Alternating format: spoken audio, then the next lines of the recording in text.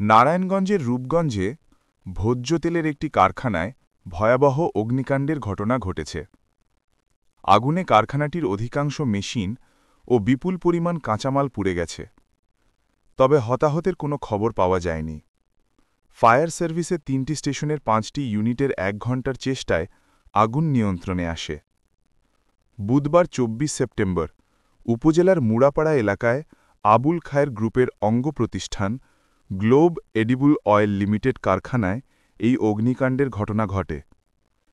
এলাকাবাসী ও প্রত্যক্ষদর্শীরা জানান, বেলা ১৫:১২টায় কারখানাটি সয়াবিন তেল প্রক্রিয়াজাতকরণের সিড ক্রাশিং সেকশনে আগুনের সূত্রপাত হয়।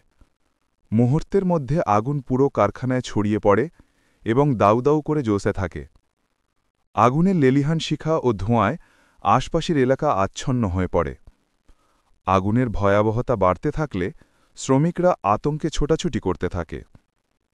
খবর পেয়ে ফায়ার সার্ভিসের কাঞ্চন, ডেমরা ও সোনারগাঁ স্টেশনের ৫টি ইউনিট ১ ঘণ্টা চেষ্টা চালিয়ে দুপুর ১টায় আগুন নিয়ন্ত্রণে আনে। ততক্ষণে আগুনে কারখানার অধিকাংশ মেশিনপত্র ও বিপুল পরিমাণ কাঁচামাল পুড়ে ব্যাপক ক্ষয়ক্ষতি হয় বলে জানান প্রতিষ্ঠানটির প্রশাসনিক কর্মকর্তা।